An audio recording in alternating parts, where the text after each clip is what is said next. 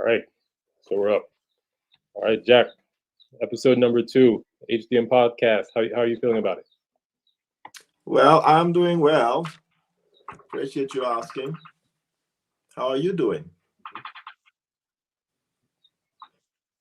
Doing well, doing well. So yeah, so episode 2. So Jack, this week in Haiti has been pretty interesting with February 7th happening. Um, what can you tell somebody like me, a Haitian American who is, they're not really into politics or don't really know what's going on with Haiti? What can you say about February 7th and what you understand about what's going on with Haiti? Well, historically, February 7th is when Jean-Claude Duvalier left Haiti on the 6th of February, if I'm not mistaken, at night. And so they make February 7th. That made February 7th a pretty good date for people to remember. Even though I think some people are remembering now that during the Duvalier regime, both of the times, both under Francois Duvalier and under Jean-Claude Duvalier, it seems to me that most people that lived through that would say things were better. We had 5 sugarcane, or 5 factories producing sugar. We had Ciment d'Haïti, we had Teleco. So the government had things that they were doing that could sustain the people. We also remember that you had farms, about 26 farms owned by the government that they were all functional, and we were producing stuff, and we were buying less stuff from overseas. We had rice. We could produce tons of rice from the Artibonite region, Artibonite, and we've gone backwards, to be honest. In my opinion, that's just my opinion. I grew up at least up to 20 years. I was in Haiti until 1972. So I don't know if things deteriorated after that, but during the time I was living there, things were okay. The country was clean. We had food to eat. And at the time, if you can imagine, we had 5 good for $1. 5 good for $1. Today, I don't even know how much it is. The deterioration is so terrible, and the cause of it. Well, I'm not an economist, so I'm not going to say the cause of it.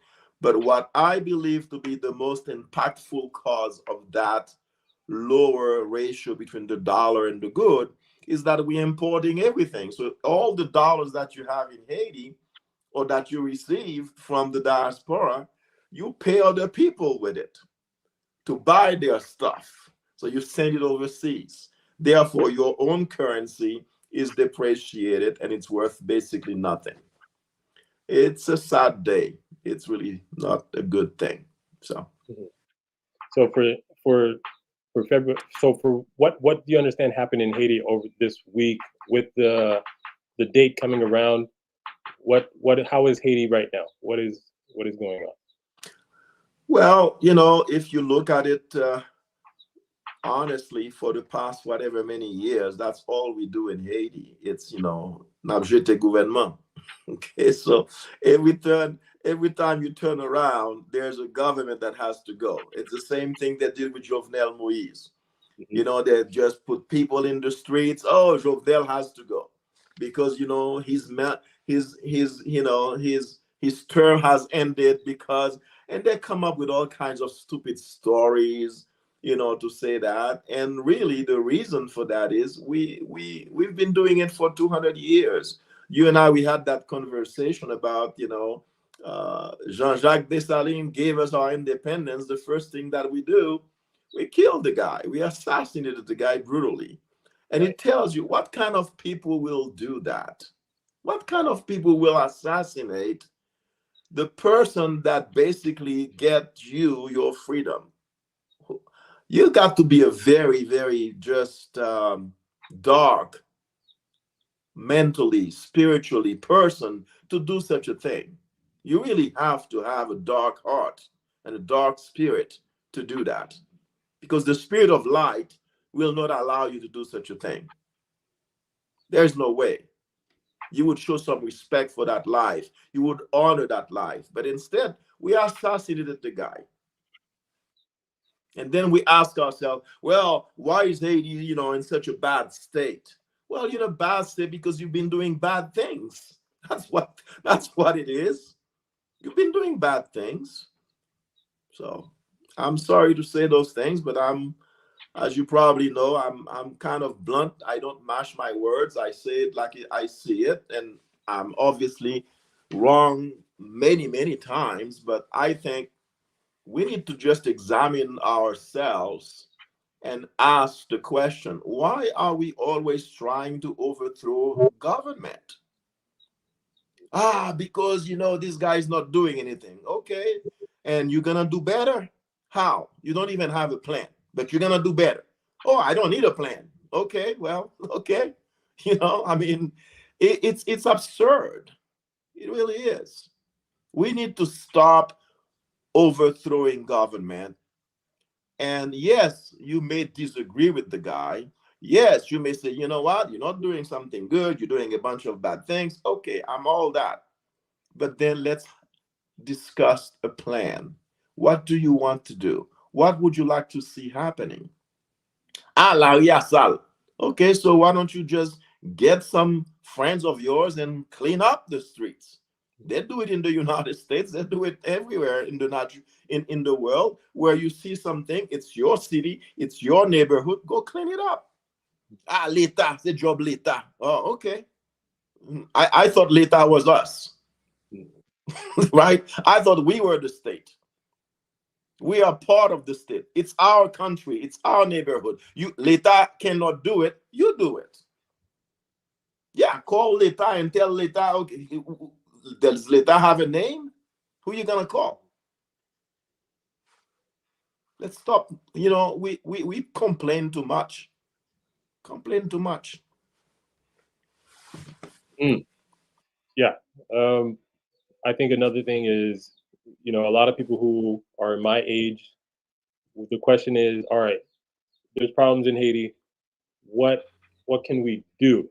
Like, is it just up to waiting for the U.S. to do something? Is it all political issues? But what can we do? I'm not saying to give a definitive answer of specifically here's what you need to go do, but what generally can Well, Haiti I can give what they're specific. sitting? Okay. The specific is the first thing that you need to do. You need to learn the rules of the game. It's called the Constitution of Haiti. You need to read the Constitution, find out what it says, look at what it's saying for you as a citizen. What responsibility do you have as a citizen? Just look at those to start with. Once you understand what the Constitution said, you may say, oh, I disagree with this, I disagree with that. Okay, then take a note. So that means your next congressman, your next parliamentarian, you need to inform them, you know what? I see this in the Constitution. I don't like it. I would like for you, Mr. Congressman, deputy, or senator, I would like for you to amend that. Well, okay, there's a process for that in the Constitution. It takes about 5 sessions, I think, 5 years before they can actually, vote on it. So just go to the process that exists, meaning obey the law of the land. Okay, it's like you and I, we've talked about this. There's that passage in the Bible that I just love, that proverb.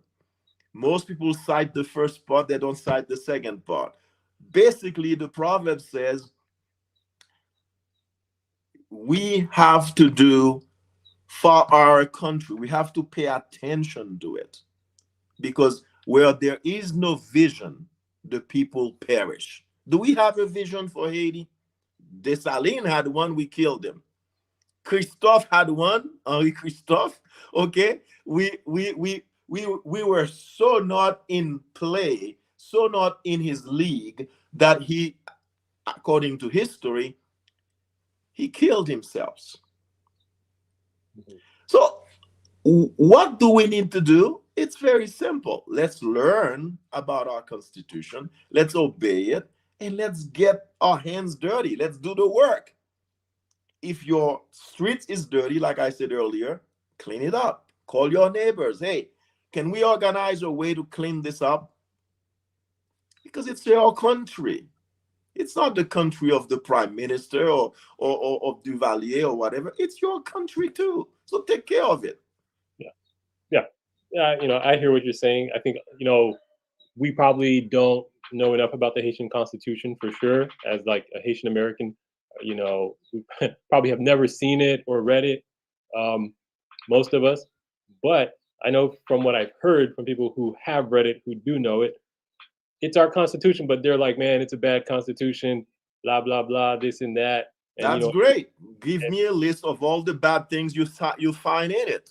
But I have asked some people already over the years, what is it that is in the Constitution that you don't like? Give me a list. I'm still waiting. okay, Okay, I'm still waiting. Diaspora pas qu'à voter. The Constitution doesn't say diaspora pas qu'à voter.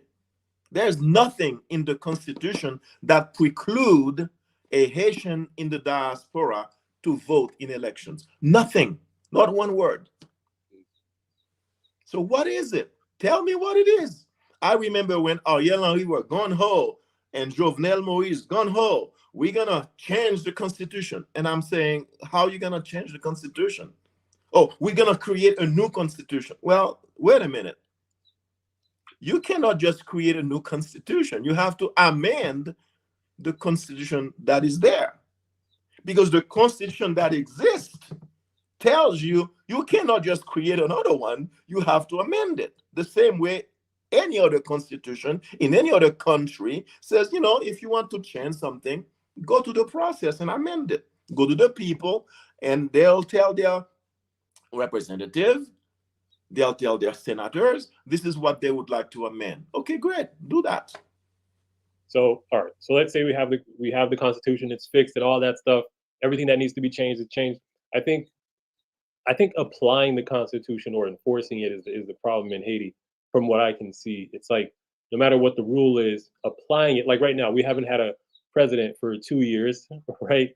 And Okay. I don't know if the Constitution has anything to do with helping that, if it was to be applied or whatever. But I know that we can't even do what the Constitution says right now. So what is the problem? Well, that is because, again, we like to fight, we like to destroy things, we don't like to build things. In 1995, 1996, I proposed to my congressman, Chris Cannon, a project by which we will establish a national infrastructure that will permit to have elections in 1 month or in 6 months, whenever you need to have an election. Because today in Haiti, if you've got a senator that died or is outside of the country and something happens to him, you cannot replace that senator through an election, to an electoral process, because you don't have the infrastructure to do so. What we proposed in 1998 or 2000 or so, I don't remember the exact date, but I can tell you who was prime minister. It was, Mr. La Tortue, who was prime minister. We gave the Haitian government, and when I said we, my congressman fined $124 million for the Haitian government. Gave it to Mr. La Tortue. Met with Mr. La Tortue as a prime minister in Washington, D.C. in his office. Committed the money to him, give him the money. And I have witnesses. I don't need to say who they are, but they know who they are. They were there in the meeting with my congressman at the time. And they never built it.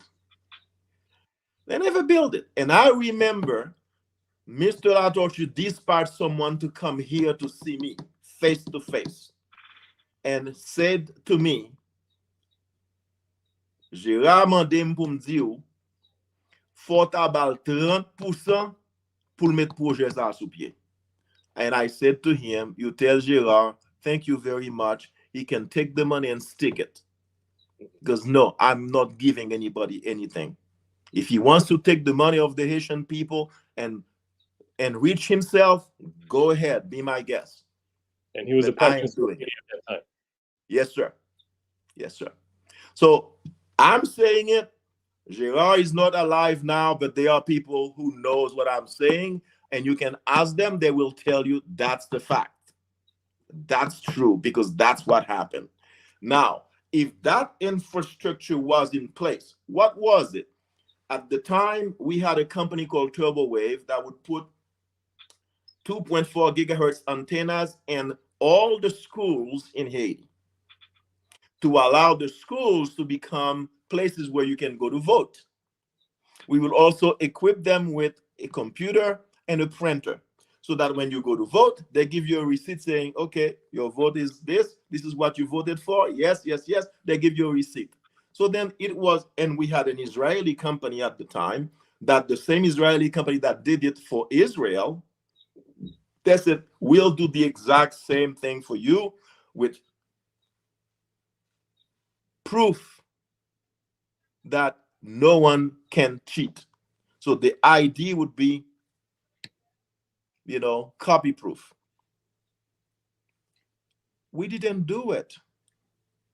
And again, today I'm saying in 1990, when the international community participated in the first election in Haiti, they never followed what the Constitution said to do in terms of elections.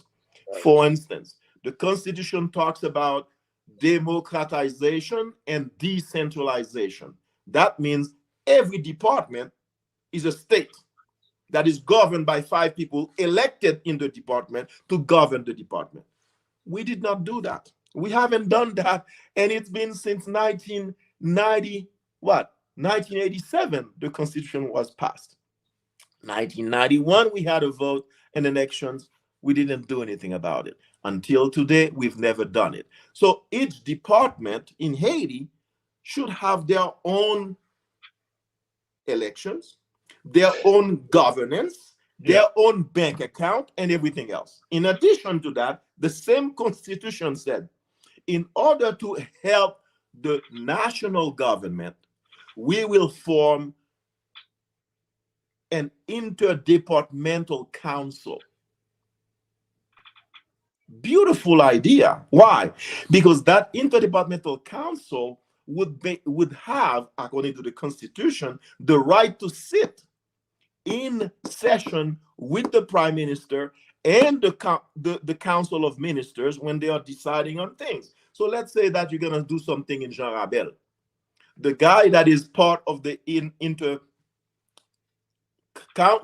council that is sitting in the offices of the ministers, in the cabinet minister's office, he could say in that meeting, I'm sorry, Mr. Prime Minister, I'm sorry, Minister, can I say something here? I don't think you should do this in Jean Rabel. Why, sir? Well, because, I'm from there and I know this and this and this, and that will not work if you do it that way. Okay, do you have a better way? Yes, my way would be to do it this way. Because then you have constituents who are closer to the problem helping you solving the problem. But guess what? We never did that either. Okay, so we complain a lot, and this is one thing about Haitians: we love to complain. Next time pas bon, next time pas qu'on fait rien. We complain all the time. What we don't do is we don't even do the things that we are supposed to do in the first place. And like I said, the international community should also take notes that they have not done that either. They have not encouraged Haitians to support their own constitution so that they will give us a lesson in obeying the law of the land. They never done that. We have had elections after elections after elections. They never bothered to say, wait a minute, why don't we do it the way your constitution is designed to do it? They never did that. All right, that's a good place to pause, to stop there, because what you're about to get into, I think that's a whole nother conversation in and of itself, and that would require really going in depth. We have another guest who's going to be joining us. So what I'm going to do this now, we're gonna end this one here. That was a great conversation. We're gonna get into some other things on the data yard in Haiti with Mark Yuan. So I'm just gonna thank you, Jacques, and so stick tuned with us. We're going to start part 2 in a second. You got it.